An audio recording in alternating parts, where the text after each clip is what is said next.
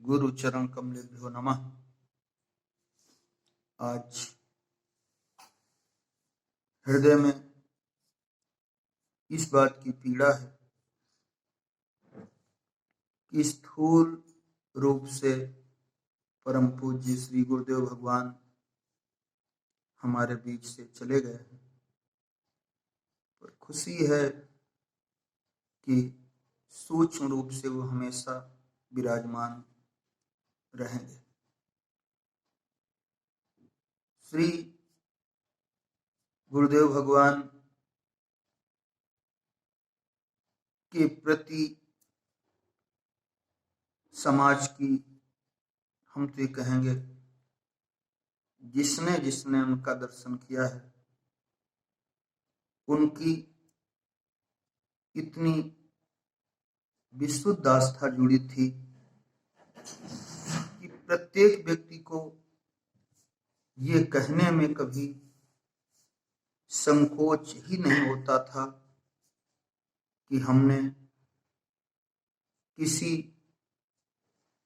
विशुद्ध संत का जीवन में दर्शन नहीं किया है। हमको तो ये लगता है कि वही लोग बड़े भाग्यवान रहे जिनको जिनको उनका दर्शन हो गया। संत विशुद्ध मिलहि परितेहि, चितमहि राम कृपा करिजेहि। ये सूत्र उनके ऊपर बिल्कुल यथार्थ सिद्ध होता था।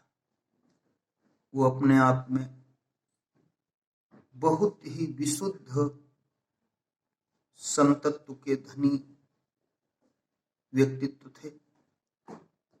सूक्ष्म रूप में वो आज भी हमारे साथ हैं।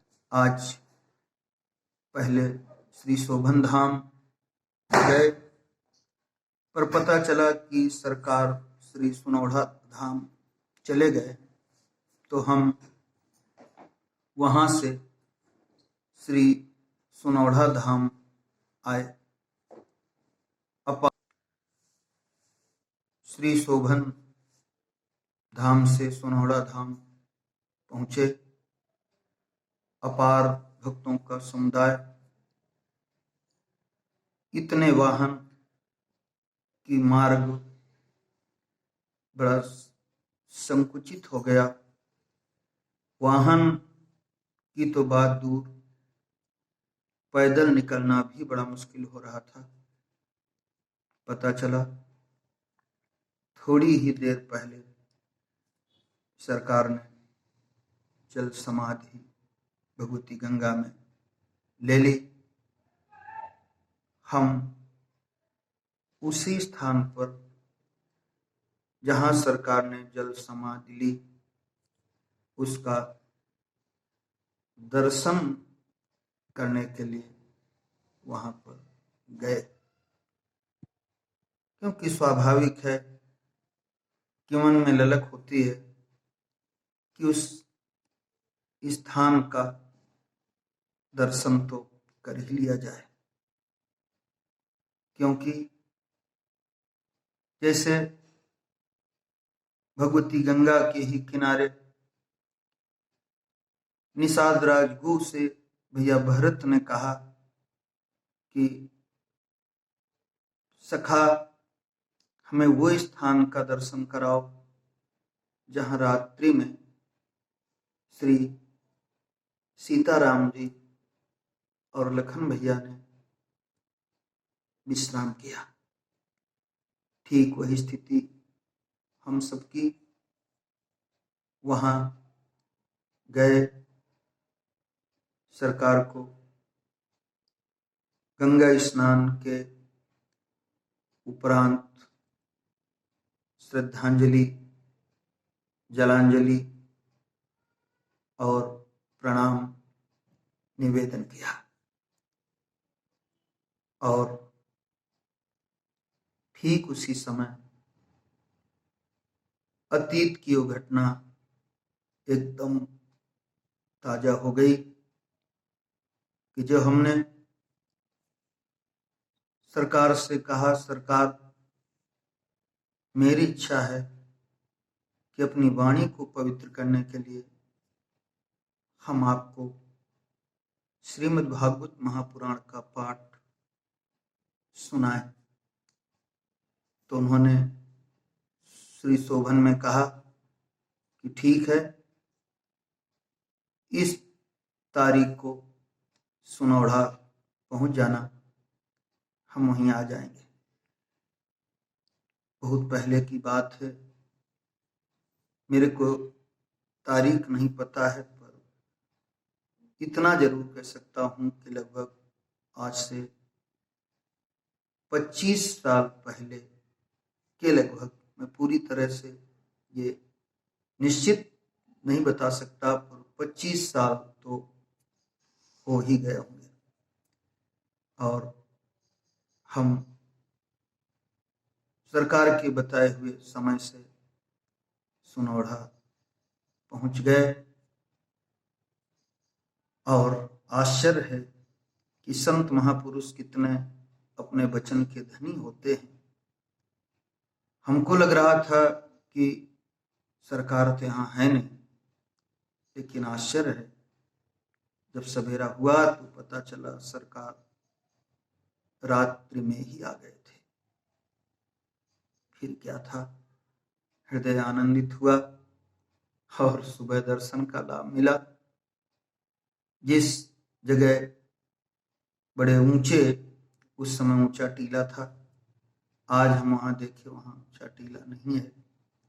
पता चला पहले यहाँ ऊंचा टीला था। वहीं पर सरकार ने फिर भगवती माँ गंगा का मंदिर बना दिया, जो मंदिर आज देखने का सौभाग्य मिला। तो वहीं पर हम उनको भागवत जी का मूल पाठ सुनाने लगे। और उनकी इतनी करुणा थी, इतनी कृपा थी हमारे ऊपर, इतना स्नेह था कि जब पाठ हो जाए तो कहें, अपनी भाषा में कहते थे, उरे सुरेश जाओ, देखो वहां दूध रखा है, ले लो, पी लेना। ये ऐसा भाव था उनका, इतना वात्सल्य था, ऐसी ममता लुटाई जितने दिनों तक हमने वहां पाठ किया कि ये वाणी का विषय हो ही नहीं सकता है। जब वो महाप्रसाद पाते थे तो अपने उससे सब्जी वगैरह निकाल के दे दें और कहें, लो इसमें राम रस मिला के खा लेना। तो बड़ा उनका स्नेह, बड़ा शुभ आशीर्वाद, बड़ा बरदहस्त हमेशा रहा, उनका मार्गदर्शन हमेशा रहा। और एक बात वो हमेशा अपनी भाषा में कहते रहते थे कि किसी भी प्रकार का, वो उनकी अपनी भाषा होती थी, वो हमसे कहते थे, पूरे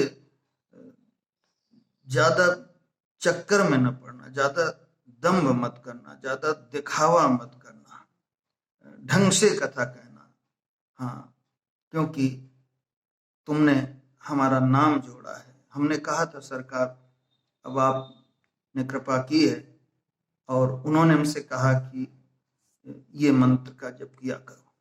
तो हम मंत्र का जप करने लगे, उसका बड़ा सकारात्मक परिणाम निकला। तो हमने कहा, सरकार मेरी इच्छा है कि हम आपका नाम भी अपने उसमें जोड़ें। तो उन्होंने कहा, ठीक है, कोई बात नहीं, पर नाम बदनाम ना हो।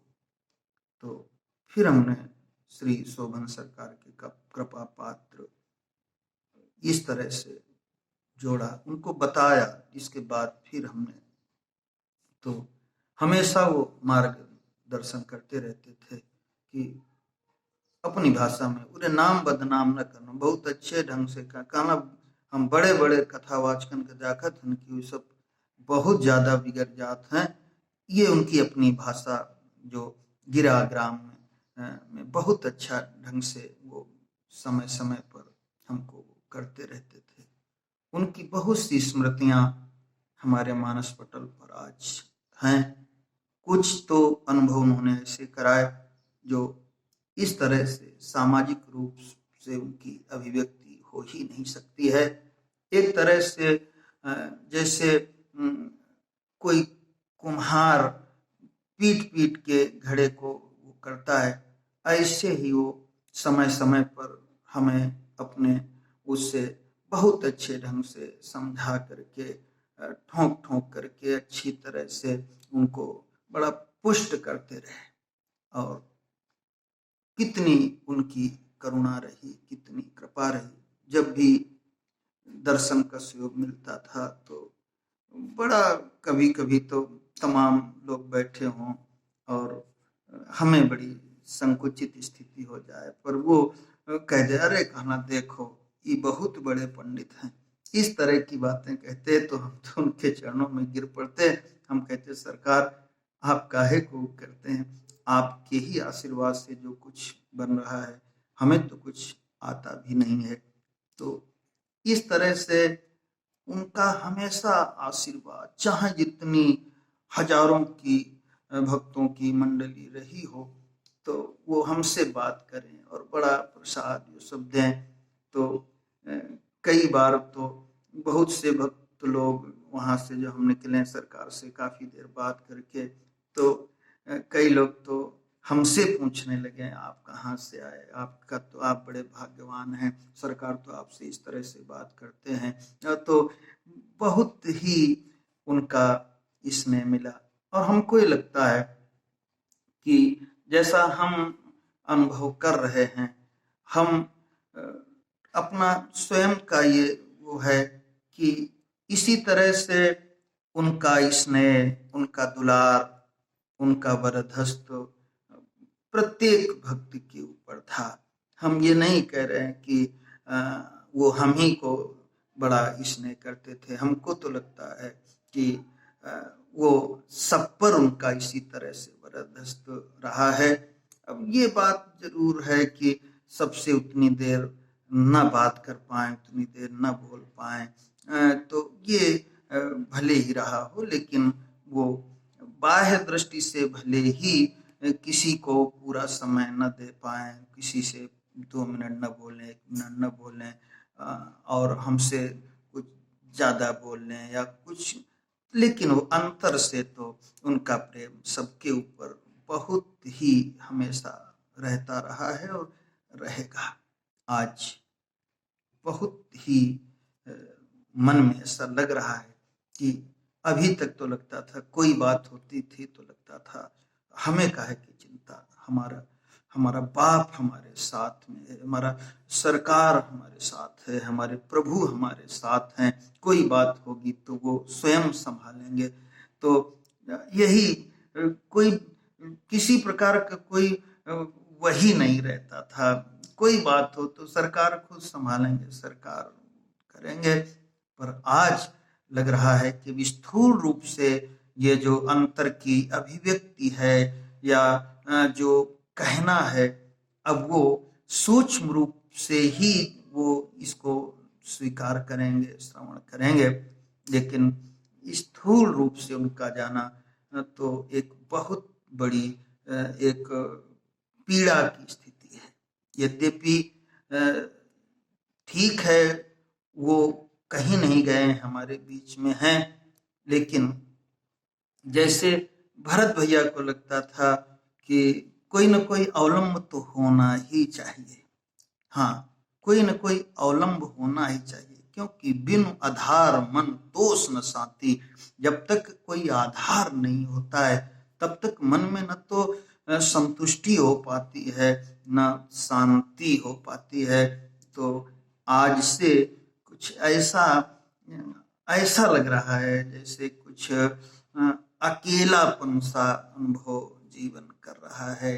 कि वैसे तो जब कभी होता था, अब इसको विडम्बना ही कहेंगे कि ये विश्व में ये कोरोना की महामारी के कारण ये थोड़ा सा गैप हो गया, वहाँ जा नहीं पाए। उसके पहले तो कुछ ही महीना पहले गए थे। सरकार से काफ़ी देर तक चर्चा हुई और बड़ा उनका वो सब हुआ, और भी कई महापुरुष आए थे, इससे बातचीत हुई, परिचय भी कराए।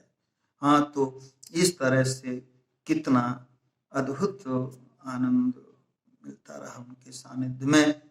आज हम ही नहीं, पूरा विश्व, जहाँ जहाँ लोग ये सुन रहे हैं, वो आज बहुत मन में दुख का अनुभव तो कर ही रहे हैं। पर हम अपने सभी